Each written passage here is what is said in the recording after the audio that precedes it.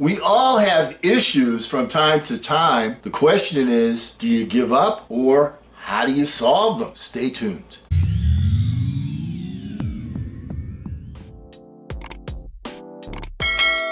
Hello again, everyone. I'm Eli's dad with Project Eli, where we educate, we lead, and we inspire.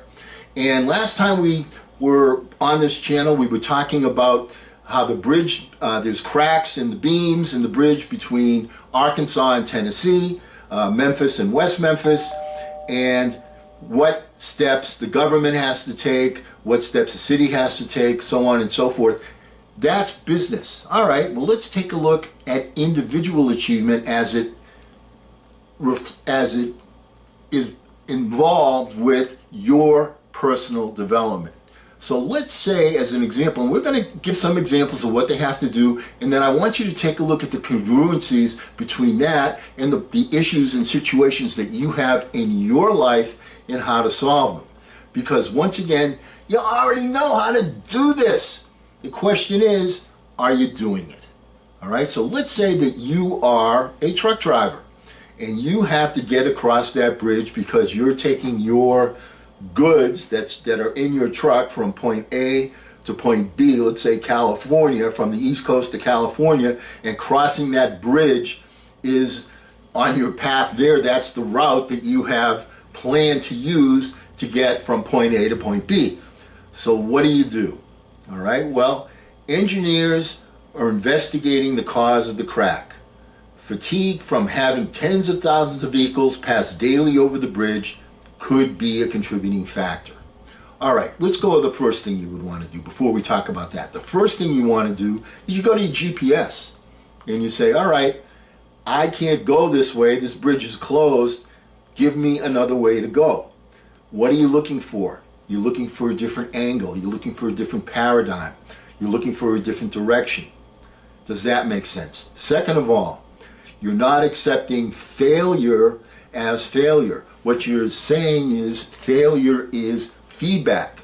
And the feedback that you received is, hey, you ain't going over that bridge. So you got to find some other place because you have to get those goods. You don't get paid unless those goods go from the East Coast to the West Coast. So failure is not even in your vocabulary. So you need to find a different way to go.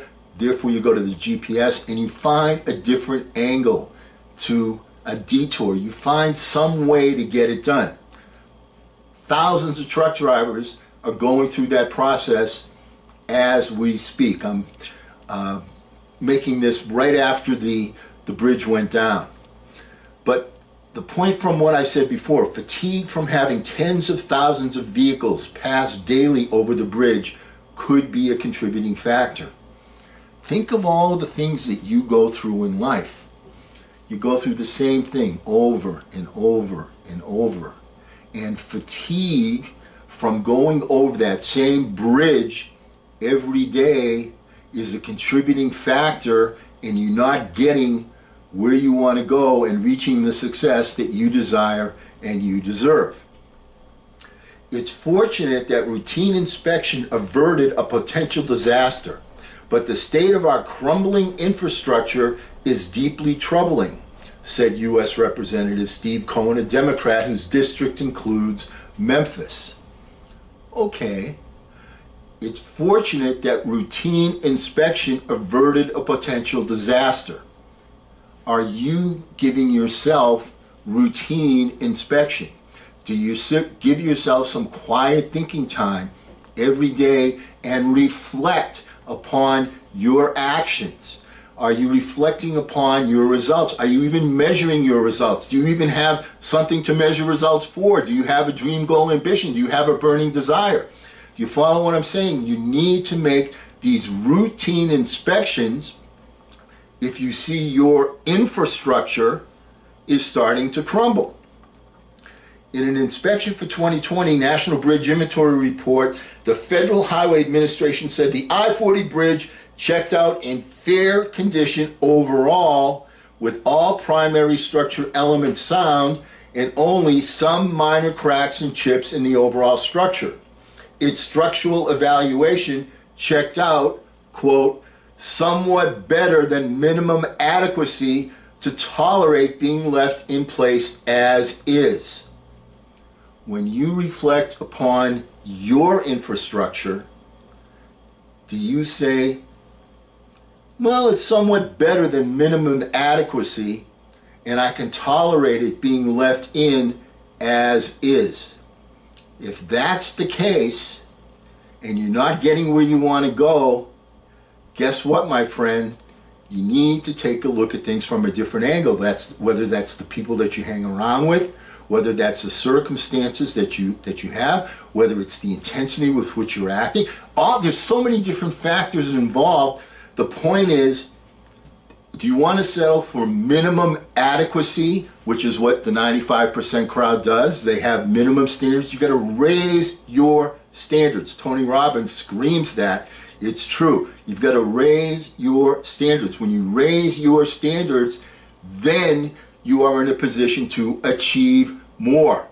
You can't continuously tolerate being left in place as is. If you do, then stop complaining, because you're not doing what you have to do to get the job done. Detours are in place in Tennessee and Arkansas, with traffic being rerouted in both directions to Interstate 55 as an alternate route across the river. It's unknown how long the bridge will be closed. Authorities have also shut down river traffic until further notice.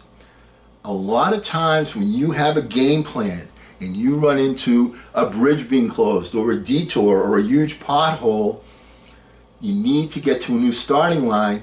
But here's the point. You don't know how long the bridge is going to be closed. You don't know how long you're going to be facing that roadblock. So you've got to continuously take action. You got to continuously try new things. If you try this and that doesn't work, next, try something else. Go to a new starting line. Most of the time, when you get to the starting line, and you get to a detour, you get to a blockage, a new starting line is going to appear for you. But sometimes it's more difficult to see what that new starting line is going to be. Let me give you kind of an example of that. Have you ever been in a situation when you've been working at a particular job and for whatever reason, either fault of your own or fault of the company or whatever reason, you have to change jobs, and it happens all of a sudden? Now, my advice is always don't ever quit one job until you have another one ready where you can step right in. But that's not always possible. The point I'm getting at is, have you ever been in the position where you've had a job one day and then that night you go home and you tell the wife or you tell the spouse or you tell yourself, oh, woe is me, I don't have a job, what the heck am I going to do? And then, because push came to shove, you rolled up your sleeves, you went into the newspaper, you talked to your network, you talked to your friends, you found something, and it turns out to be even better than the job that you had previously. But you were in the position where you were, woe is me, I don't have that job. The point is, you don't know how long it's going to take to make the necessary correction to put you back on track and not looking back. Do you follow what I'm saying? So you've got to keep the focus. You've got to keep your eyes forward. You've got to say to yourself, okay, I can't woe is me. I don't have time for that. What I have time for is to move forward. And because you don't know how long it's going to take before something clicks for you, you have to remain patiently impatient. You have to be patient about your present situation, but you impatiently have to pursue solving that particular issue, that particular problem. Does that make sense? All right. And the last thing I want to talk to you about on this subject is that when you do find yourself in situations where you say to yourself, you know what, there's a crack in my infrastructure, I've got to make some changes. Here's kind of a nice rule, a good rule to live by. New faces and new places creates new schemes and begets new dreams. New faces, new places, new schemes, new dreams. take a look at the people that are in your orbit. If they're not going to bring you to the next level that you have envisioned, that you desire and deserve, that you have a burning hunger to achieve, then you have to say to yourself, new faces, new places, new schemes, new dreams. Because once you surround yourself with a new entourage, then you're going to find that, once again, you become the conglomerate of the 5 people that you hang around with the most. And with that being the case, find the 5 people that are going to help you to advance to the level that you are seeking. If you've already reached the level, the highest level, with the 5 people that you're hanging around with now. Now, I'm not saying, cut them off, don't ever talk to me again, so on and so forth. But what I am saying is the one thing, if you have to declare bankruptcy, you can get money back. If you lose your house, you can get a new house. But the one thing that you can never get back is your time. So that is the thing that you need to pay the closest attention to. And the first question you ask is, with whom am I spending the bulk of my time? Do I need new faces in new places?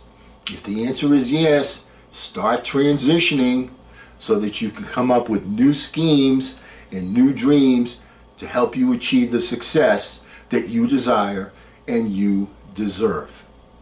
Once again, can you imagine that the infrastructure of a bridge, the first thing I thought of was personal development, how there's congruencies on both the business side of the balance sheet and the personal side of the balance sheet. Once again, let me point this out to you. Once you have a burning desire, something that's in the forefront of your mind, something that you think about every single day, the situations around you will start to connect to that situation, excuse me, and give you some new ideas, new schemes, and new dreams. And always remember, let's not ration the passion, let's fashion the passion. And let's cross that bridge when we come to it. I'm Eli Stad.